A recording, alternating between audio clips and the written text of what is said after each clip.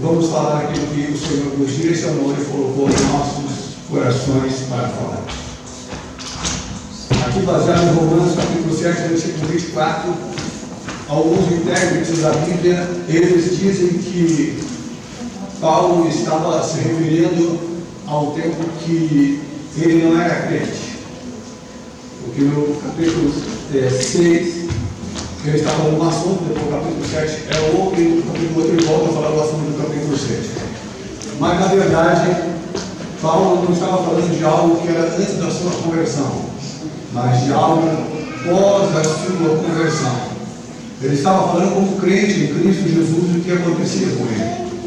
E ele estava se expressando, e a expressão dele no versículo 24 foi esta: miserável homem que eu sou, quem me livrará do corpo desta morte?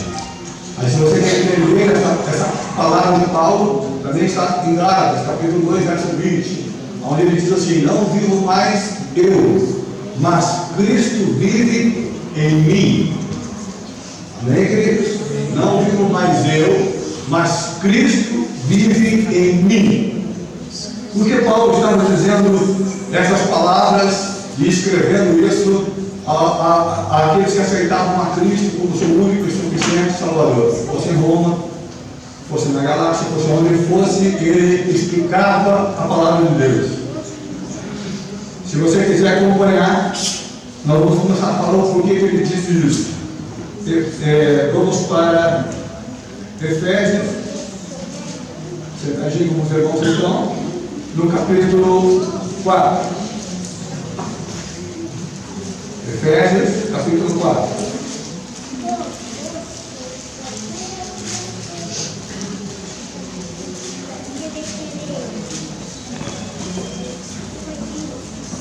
Versículo 22 ao 24. Vamos ver o que está escrito. Diz assim: que quanto ao trato passado, vos despojeis do velho homem, que se corrompe pela concupiscência do engano. Também, que quanto ao trato passado, vos despojeis do velho homem, que se corrompe pela concupiscência do engano. 23. E vos renoveis no espírito do vosso sentido.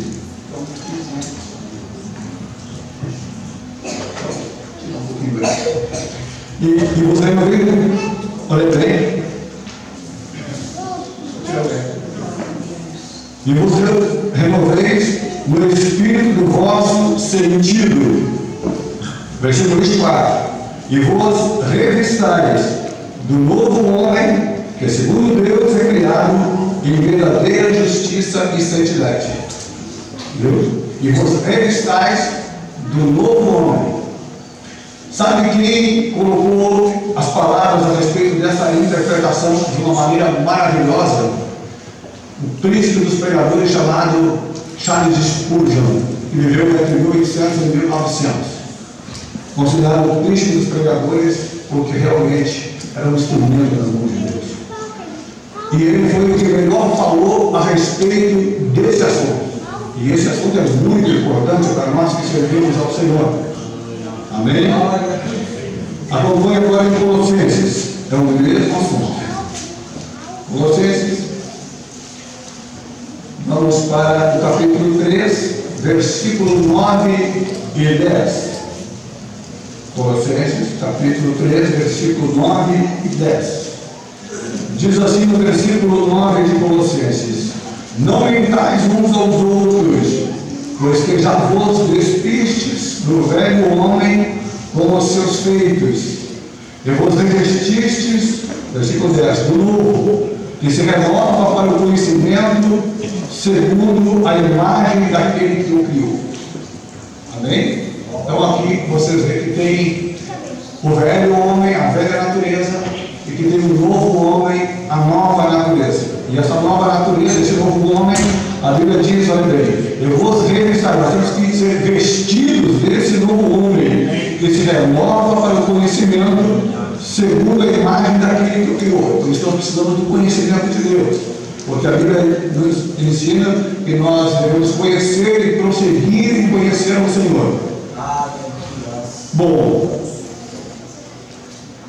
por que nós precisamos entender a palavra de Deus nesse sentido? Falei para os jovens hoje pela manhã, falo aos irmãos agora à noite. Maior inimigo de Deus, o diabo. Maior inimigo do homem, o homem dentro do homem. O velho homem dentro do homem. Você entende? O velho homem está relacionado à velha natureza pecaminosa de Adão que nós recebemos. E o novo homem está relacionado à nova natureza que nós recebemos através do Senhor Jesus, pela sua morte, ressurreição e ascensão aos céus. Porque essa nova natureza só vem aos discípulos em Atos, capítulo de número 2. Amém? Quando o Espírito Santo veio fazer morada. E eu falei hoje à tarde da presença real de Jesus. O primeiro Adão é uma figura, uma sombra do segundo Adão que viria. Jesus é o segundo Adão, só que ele é o Adão real. Amém? Então, ele veio exatamente por um homem entrou o pecado no mundo e pelo pecado a morte, quando todos morreram destituídos então da glória de Deus. Mas também por um homem entrou a salvação, Jesus Cristo, o Senhor. Então, eu quero falar para que a gente possa situar no tempo e no espaço a respeito do Antigo Testamento. Todo o Antigo Testamento, aqueles 4.000 anos lá de Adão até o Senhor Jesus, todos deveriam olhar para a promessa que Deus fez do nascimento do seu Filho Jesus, que a Bíblia nos fala que é o Cordeiro de Deus, foi morto antes da fundação do mundo, no plano eterno de Deus. Então, todos deveriam olhar. Deus falou para Eva: de ti nascerá um que esmagará a cabeça da serpente. Jó é um dos livros mais antigos do Antigo Testamento. Não está por ordem cronológica os livros, né? Ele é um dos livros mais antigos. E Jó, ele tinha um conhecimento a respeito do Senhor que viria, e ele disse: eu sei que o meu Redentor vive e por fim se levantará. Ele estava falando de Jesus. Davi disse também, né, essas palavras: disse o Senhor ao meu Senhor: assenta-te à minha direita até que eu ponha os teus inimigos por estrado de teus pés. Ou seja, disse o Pai ao Filho Jesus: assenta-te à minha direita. Então disse o Senhor ao meu Senhor. E Moisés disse que Deus levantaria um profeta muito maior do que ele, sem comparação. Amém? Esse era o Senhor Jesus. Então todos que olhavam para a promessa do nascimento dele, da vida dele, alcançavam as bênçãos de Deus. A tal ponto que o profeta Isaías foi encerrado no meio, mas não negou a sua fé em Deus e também na esperança do Messias que viria. Não negou. No Novo Testamento, isso a gente fala dos mártires do Antigo Testamento, pessoas que foram perseguidas. Você viu que Sadraque, Mesaque e Abednego foram colocados dentro da fornalha e o Senhor tirou. Mas para eles não tinha problema se Deus não tirasse, porque eles disseram para Nabucodonosor: se Deus der livramento, amém, Nabucodonosor. Mas se Deus não der livramento, amém também. Morremos, mas não voltamos atrás e não olhamos a imagem do Senhor. Amém?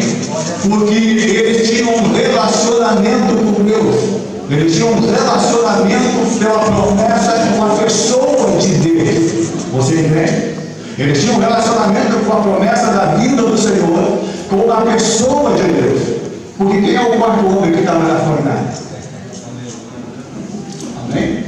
Você entende que Deus não abandonava eles no Antigo Testamento? Quando Jesus aparece lá, o filho, né, o outro, olha, é o filho dos deuses que entrou lá e tirou ele, estava no meio com eles lá. Na verdade, o Senhor Jesus, da sua forma triunfante, as suas aparições no Antigo Testamento. Amém? Mas ele apareceu ali, não, ele apareceu em todas as situações onde os seus servos estavam. E um servo de Deus vai morrer. Eu sei que o Senhor mesmo estivesse presente ali com ele. Por isso que eu dizia que para a morte eu não amava a própria vida. E Jesus disse: aquele que perder a sua vida por amor de mim, achará. Mas aquele que achar a sua vida nesse mundo, perderá. Amém? Então, todos que olhavam para a promessa da vida, eles enfrentaram feras, eles enfrentaram a morte, mas eles não negaram ao Senhor Jesus. Agora vamos para o Novo Testamento. No Novo Testamento, aqueles que aceitaram a Cristo, amém? Agora mudou, porque a Bíblia diz que aquele que está velho, perto está de desaparecer. Amém? O sacerdócio levítico, por exemplo, os judeus olhavam para o templo e se maravilhavam, e Jesus passou com os seus discípulos, admiraram o templo. E já não era de Salomão, já foi outro que foi feito depois. E Jesus disse: vocês estão admirados, pois aqui não ficará pedra sobre pedra que não será derribada. No ano 70, entrou lá o imperador Tito e não deixou pedra sobre pedra, botou tudo abaixo. E os judeus diziam assim: não, se alguém entrar no lugar santíssimo, morre, porque até o sumo sacerdote tem que estar em condições com Deus. Porque se entrar em pecado dentro do lugar santíssimo, onde fica a arca da aliança, ele morre e não pode entrar lá, tem que puxar ele por uma corda para fora, porque se entrar morre também, por causa da presença de Deus. E eles diziam: pois Tito entrou lá e disse assim: eu vi e eu venci. Ele venceu porque já tinha desaparecido, que não tinha mais sentido. Aí é fácil obedecer quem está morto. Você entende? Tito não venceu coisa nenhuma. O sacerdócio levítico já não tinha mais por que continuar, porque o que está velho perto está de desaparecer. Jesus, como o Cordeiro de Deus, se entregou na cruz do Calvário. Ele foi a oferta e foi o ofertante, e ele foi aceito pelo Pai. Então acabou o sacerdócio levítico, não tem como levantar. Você entende? Amém? Porque ali começou uma nova história. Então a promessa que valia para o Antigo Testamento, de olhar para a promessa da vida, não vale mais, porque ele já fez. Agora nós temos que olhar para o que ele fez, não para o título disso, para o que Jesus fez. Amém? Por nós, na sua crucificação, seu sangue derramado, sua ressurreição no terceiro dia e sua ascensão aos céus. Então temos que olhar para isso. Porque, e depois, quando ele vem, 10 dias depois, você vai dizer: pastor, mas ele enviou o Espírito Santo. Pois Jesus em Espírito é tão unido àquele rumo o Pai e o Pai enviou, que quando Jesus, o Espírito Santo veio para fazer morada no homem, a partir do dia de Pentecostes, Jesus veio para morar no homem e o Pai também veio para morar no coração do homem. E isso já falei hoje. Capítulo 14 de João e o versículo 23: eu vou para o Pai, mas eu voltarei para vós, e eu e o Pai faremos morada em vós, no vosso coração. Como é essa morada? Ele começa explicando para Nicodemos, e ele começa a dizer: é necessário que você nasça de novo. É preciso nascer da água e do Espírito, é preciso receber o novo nascimento, a nova natureza, ser um novo homem. Então, no dia de Pentecostes, Jesus ele se apresenta ao Pai após a sua ascensão. Eu falei, torno a repetir. Por que Jesus ele fez o que fez na face da terra? Ele não fez só por aquilo que aconteceu na terra, ele fez também pelo que aconteceu nos céus. Amém? Quer acompanhar? Vamos acompanhar em Efésios 1 e 10. O que Jesus fez, na verdade, na terra, ele estava fazendo pela terra ao Pai e também pelos céus. O pecado desonrou a santidade do Pai. Amém? O pecado desonrou a santidade do Pai no céu, e depois o pecado desonrou a santidade do Pai na terra. E Jesus veio para devolver a honra à santidade do Pai. Veio para devolver a honra ao ultraje que a santidade do Pai havia Vamos para Efésios capítulo 1, versículo de número 10. Você achou? Diz assim: de tornar a congregar em Cristo todas as coisas da dispensação da plenitude dos tempos, tanto as que estão nos céus como as que estão na terra. Outro versículo que diz a mesma coisa. Vamos para Colossenses 1:20.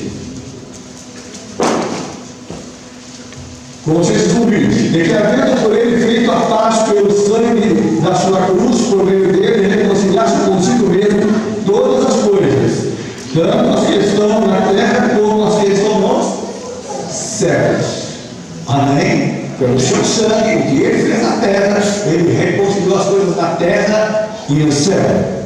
Então a Bíblia diz que o Senhor Jesus, na cruz do Calvário, ele aniquilou todo o império das trevas, reduzindo eles a nada. Aleluia. Então, tudo que você ouve falar a respeito de Satanás e os seus demônios, eles foram aniquilados por Jesus como homem na cruz do Calvário. Todo o império das trevas foi aniquilado. Para que você entenda o que aconteceu, na Segunda Guerra Mundial, quando tínhamos o eixo global, formado por Alemanha, Itália e Japão, o último a se entregar foi o Japão.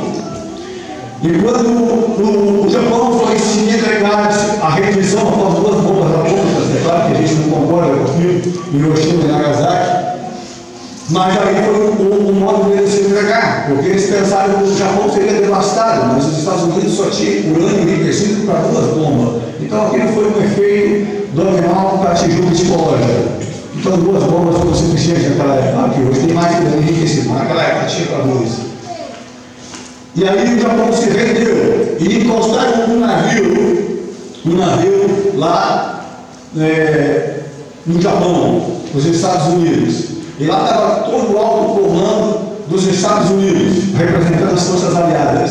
E aí entrou no navio todos o alto comando das forças armadas do Japão, ele e os seus generais.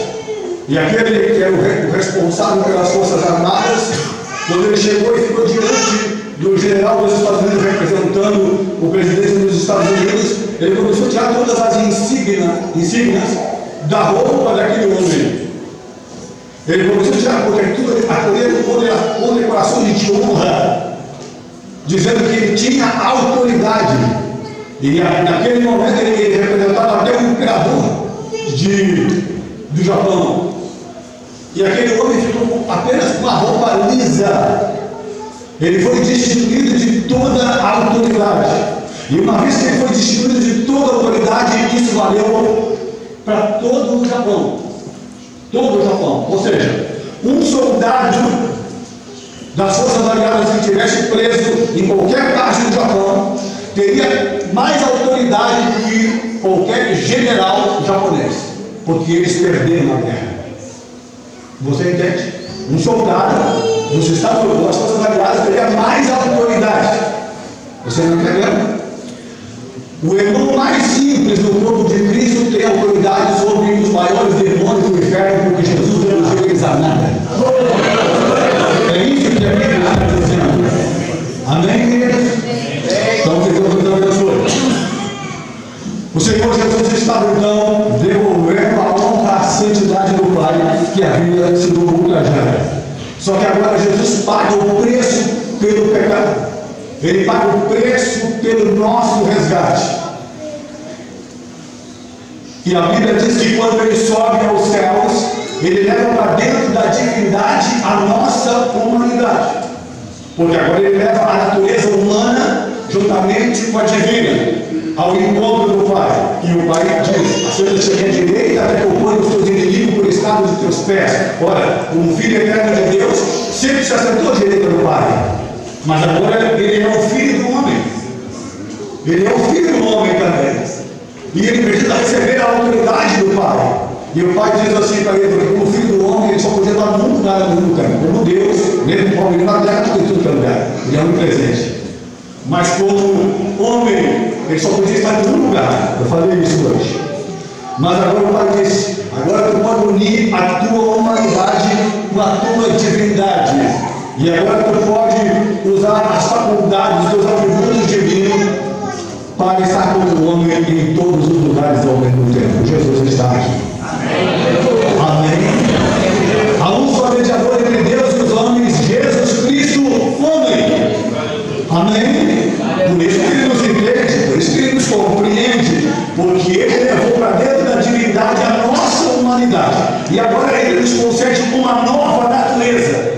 É por isso que nós nos tornamos agora participantes da natureza divina, porque Jesus é Deus e é homem.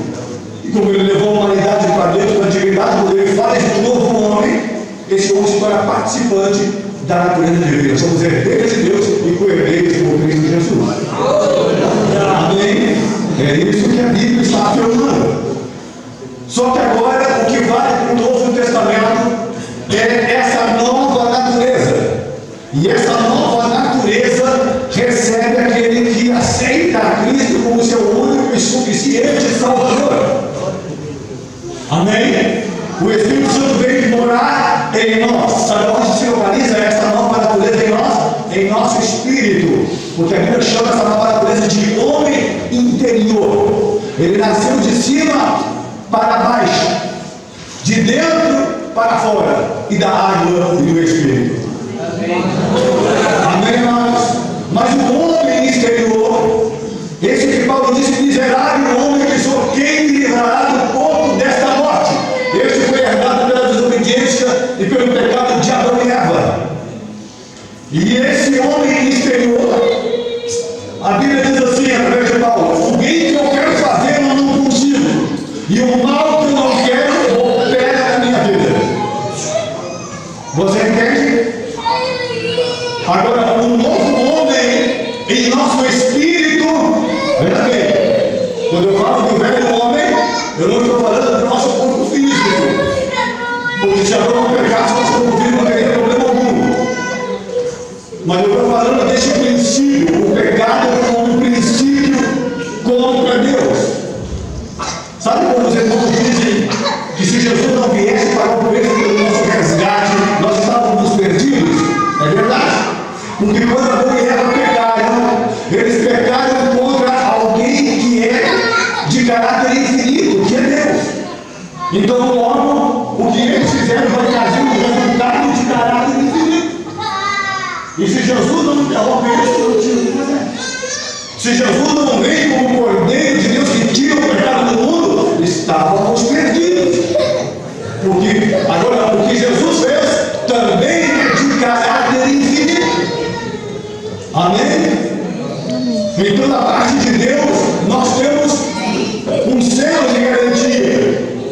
E precisamos somente de duas coisas: permanecer e perseverar em Cristo. Então, nós recebemos essa nova natureza. E agora nós temos o novo homem dentro de nós e o velho homem. Então, o maior inimigo de Deus é o diabo, e o maior inimigo do homem é o homem velho que está dentro do homem. Aí você ouve, não, mas pelo batismo nós sepultamos a velha criatura. É uma simbologia de que você não vai viver mais na prática do pecado. Amém? Porque a Bíblia diz que aquele que é nascido de Deus, escute, o Espírito Santo não habita no velho homem, porque ele não tem nada com o pecado. Ele habita no novo homem que fica no nosso espírito. Amém? O Espírito Santo habita no novo homem. E quando ele vem no dia de Pentecostes para habitar e fazer o novo homem, Jesus também veio, porque Jesus está no Espírito e o Espírito está em Jesus. Porque assim como Jesus disse, eu e o Pai somos um, ele também é um com o Espírito, e o Pai também é um com o Espírito. Bem, meus irmãos, então o Espírito Santo habita no novo homem, em nosso espírito, para glorificar e exaltar e bendizer o nome de Jesus. O Senhor também veio para habitar no nosso coração a partir do novo homem. É por isso que Deus nos deu um novo espírito e um novo coração. Então, este novo homem, olha bem, em nosso espírito, que veio para habitar em nosso espírito, que faz parte do nosso espírito. A Bíblia diz assim: este novo homem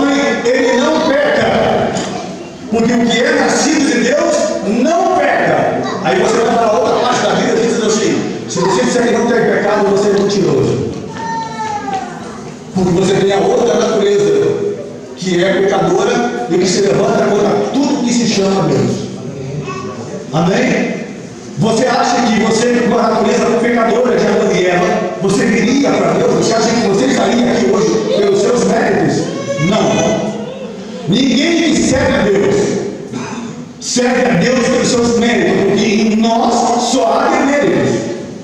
Mas todos nós estamos aqui pelos méritos daquele que derramou seu sangue. Por isso que eu estou dando a ele a honra, a glória, o nível para sempre. Porque todos os méritos estão em Cristo Jesus. Então, meus amados, Paulo disse: não vivo mais eu. Ele estava dizendo: não vivo mais segundo a velha natureza. Porque ele estava dizendo: quem me livrará do corpo dessa morte? Aí ele dá graças a Deus por Jesus Cristo. Amém? Graças a Deus por Jesus. Por que ele entendeu isso? Porque ele entendeu que a nova natureza, o novo homem no seu espírito, tem a presença do Espírito Santo. E o único meio do homem e da mulher ser vencedor nessa vida é se humilhando debaixo da mão ou da potente mão do Espírito Santo de Deus. Porque Jesus disse: sem mim nada podeis fazer. O Espírito Santo diz a mesma coisa: sem mim nada podeis fazer. O louvor que diz: não deixe sozinho, você não vai conseguir. Mas sabe o que nós fizemos como crentes em Cristo? Nós tentamos. Nós